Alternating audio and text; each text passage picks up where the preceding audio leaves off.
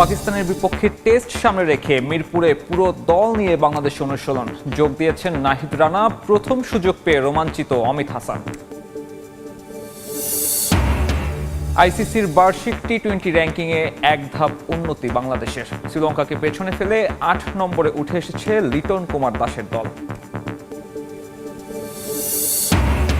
বাংলাদেশের সঙ্গে খেলার আগ্রহ প্রকাশ করেছে ইউরোপের দেশ লিথুয়েনিয়া।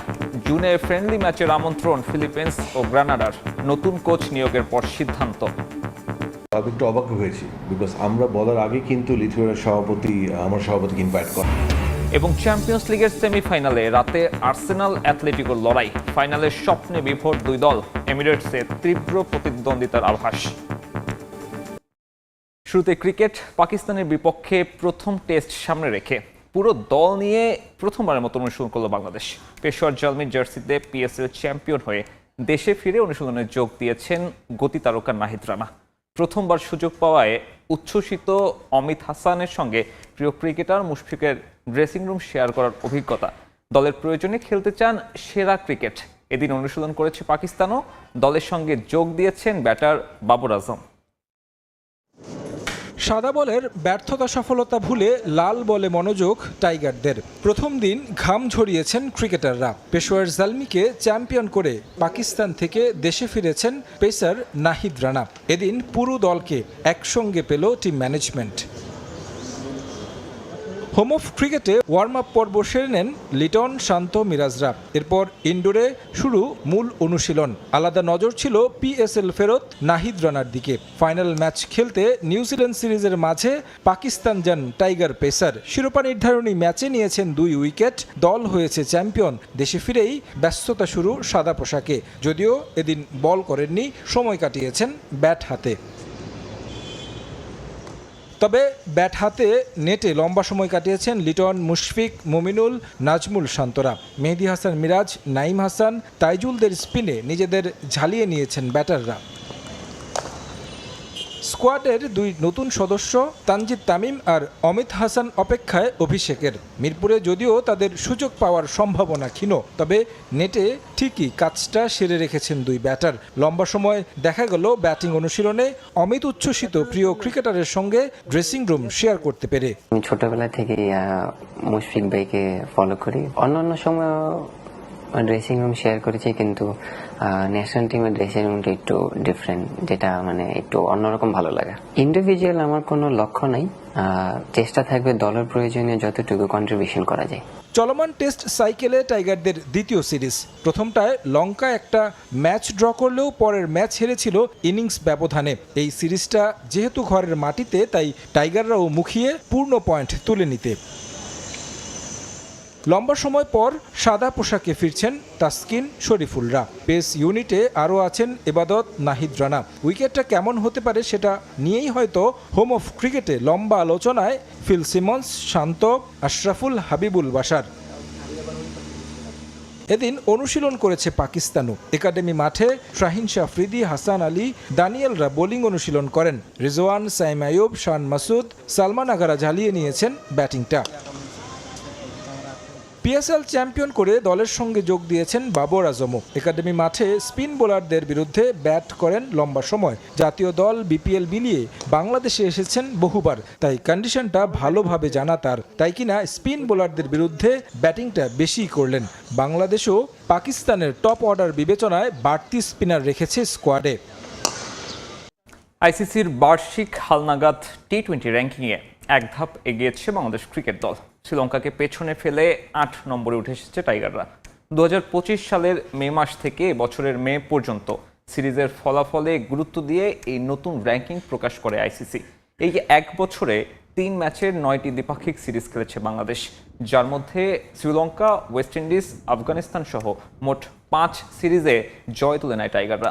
সবশেষ নিউজিল্যান্ড সিরিজ শেষ হয় 1-1 সমতায়। সে হিসেবে 225 রেটিং নিয়ে 9 থেকে র্যাঙ্কিংয়ের 8 নম্বরে উঠে আসলো বাংলাদেশ। 221 রেটিং পয়েন্ট নিয়ে শ্রীলঙ্কা 9 নম্বরে, আর এশিয়া কাপের পর বিশ্বকাপ জিতে র্যাঙ্কিংয়ের 1 নম্বরে স্থান ধরে রেখেছে ভারত।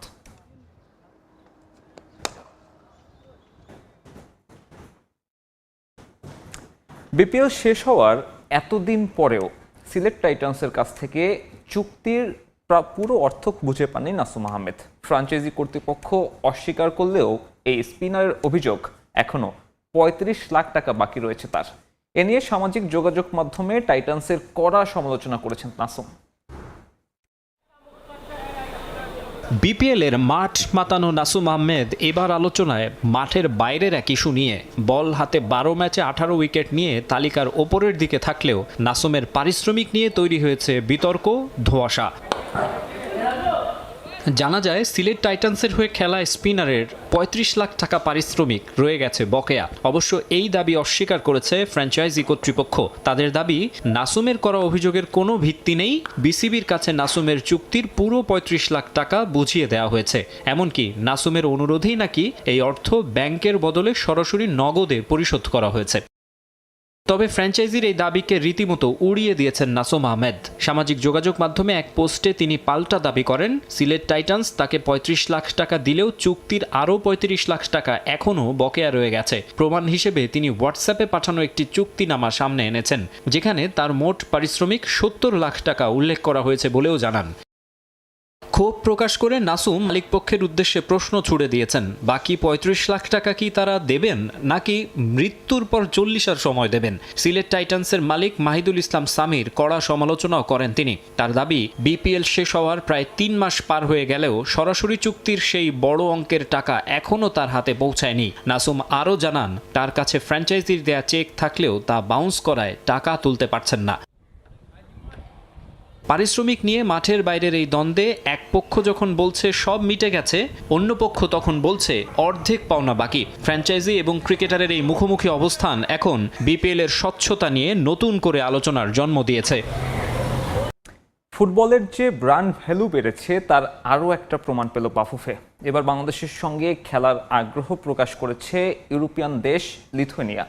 এছাড়াও জুন উইন্ডোতে ফিফা ফ্রেন্ডলি খেলতে বাফুফেকে আমন্ত্রণ জানিয়েছে ফিলিপিন্স এবং গ্রানাডা। প্রস্তাবগুলো গুরুত্ব সহকারে নিলেও পাকা কথা দেয়নি বাফুফে। নতুন কোচ নিয়োগের পর তার পরিকল্পনা অনুযায়ী প্রতিপক্ষ চূড়ান্ত করবে ফুটবল ফেডারেশন।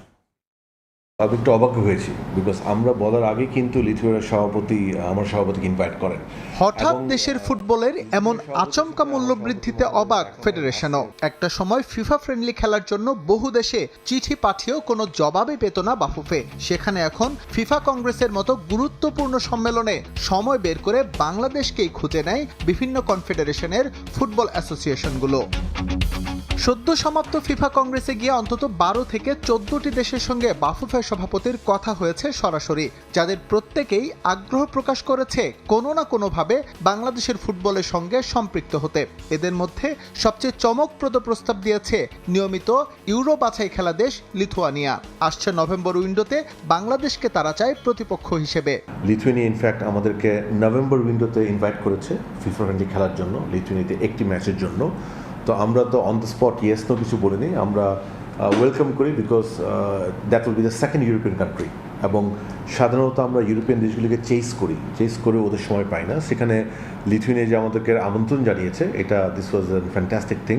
জুন উইন্ডোতে সান মারিনোর বিপক্ষে ম্যাচ আগেই চূড়ান্ত করে রেখেছে বাফুফে। নতুন করে এসেছে ফিলিপিন্স ও গ্রানাডার নাম, তবে কাউকেই পাকা কথা দেয়নি ফেডারেশন। কদিনের মধ্যেই নতুন কোচ পাবে হামজা জামালরা, তার সঙ্গে আলোচনা করেই সিদ্ধান্ত নিতে চায় বাফুফে। এই অপরচুনিটি আমরা মিস করতে চাবো না, যে যদি কোনো কারণে উনি নভেম্বরে খেলতে না চান, পরে কখন খেলতে পারবো সেটা আমরা সাথে সাথে কথা বলে ফেলবো। Because I fully agree with you, লিথুয়ানিয়ার মতো দেশ যে রেগুলার ইউরো বাছাই খেলছে এবং ইন্টারন্যাশনাল ফুটবলে তাদের প্রেজেন্স খুব স্ট্রং, এই ধরনের দেশের সাথে খেলার চান্স আমরা কখনোই মিস করবো না ইনশাল্লাহ।